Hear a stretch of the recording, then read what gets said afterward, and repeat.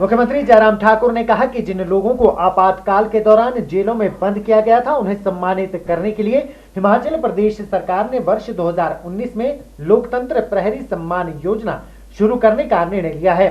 उन्होंने कहा कि 20 मार्च 2021 को राज्य सरकार ने हिमाचल विधानसभा में हिमाचल प्रदेश लोकतंत्र प्रहरी बिल 2021 पास किया है।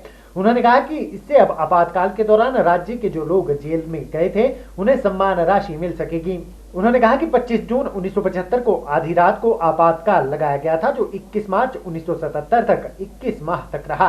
उन्होंने कहा कि हर व्यक्ति अपना अपना कार्य कर रहा था और हालात सामान्य थे, कानून व्यवस्था की स्थिति नियंत्रण में थी और आपातकाल लगाने की कोई आवश्यकता नहीं थी। उन्होंने कहा कि किसी ने भी इसके बारे में सोचा नहीं था। मुख्यमंत्री ने कहा कि इंदिरा गांधी ने रायबरेली लोकसभा क्षेत्र से चुनाव लड़ा और भारी अंतर से जीती, जिसे उच्च न्यायालय में चुनौती दी गई थी।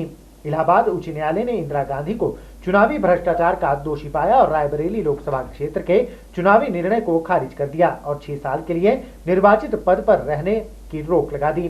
उन्होंने कहा कि इंदिरा गांधी सत्ता छोड़ने के लिए तैयार नहीं थी, इसलिए आपातकाल लगाया गया था। उन्होंने कहा कि इस घटना को 45 वर्ष बीत गए हैं।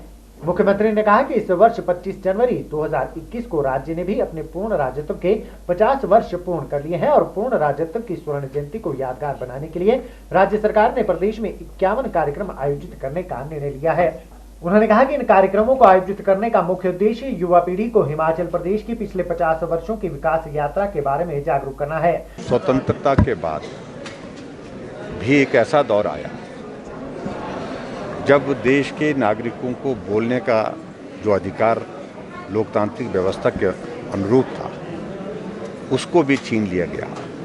देश में आपातकाल की घोषणा हुई और आपातकाल की घोषणा के साथ इमरजेंसी लगने के बाद ना समाचार पत्र छप सकता था, ना कोई व्यक्ति अपनी आज़ादी के साथ बात कह सकता था। वो दौर जो है 1975 से 1977 तक जो है वो रहा 21 महीने। और आज के दिन का महत्व है कि आज के दिन 1977 में वो आपातकाल का दौर जो है वो समाप्त हुआ, इसलिए आज के दिन का एक अलग महत्व है। मुझे इस बात की प्रसन्नता है कि हिमाचल प्रदेश से भी बहुत सारे लोगों ने उस आपातकाल के खिलाफ अपनी आवाज़ बुलंद की। उनको गिरफ्तार किया गया, जेल की सलाखों के पीछे रखा गया और उस लंबे संघर्ष के बाद जब आपातकाल समाप्त हुआ, दौर बहुत लंबा बीत गया, 45 वर्ष का। हमने तय किया सरकार की ओर से ऐसे लोगों को सम्मानित करना चाहिए जो आपातकाल के खिलाफ अपनी आवाज़ बुलंद करने में जेल की सलाखों के पीछे भी रहे।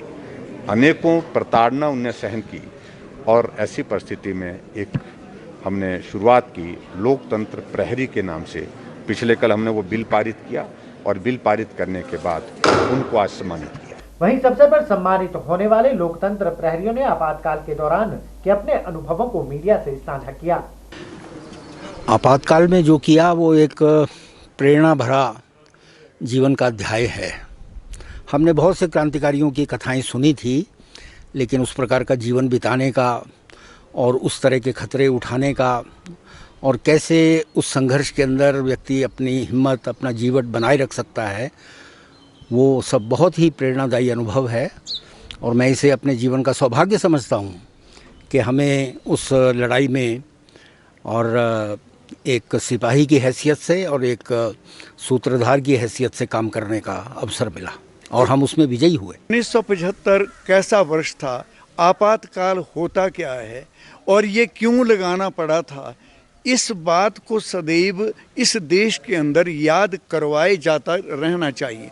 उसका एक लाभ बड़ा हुआ कि उस समय के इस आंदोलन ने भारतीय राजनीति के क्षितिज पर जो है नए नक्षत्रों को जो है ना वो देखने का मौका दिया और उसके कारण से भारतीय राजनीति में एक इतना बड़ा भारी परिवर्तन आया कि जब हम ये सोचते थे कि 1975 के बाद जब हम चुनाव लड़ने गए तो पढ़े लिखे अध्यापक भी ये बोलते थे कि आप चुनाव तो लड़ रहे हैं, पर ये बताइए कि आप जो है वो सरकार का टिकट लेके आए हैं या कि आप और कोई अपने आप ही लड़ रहे हैं। पढ़े लिखे लोगों तक को सरकार और पार्टियों तक का पता नहीं था और इसका तो खैर मैं क्या कहूँ, इस आपातकाल का तो क्या कहूँ, ये इसका तो पता ही नहीं था।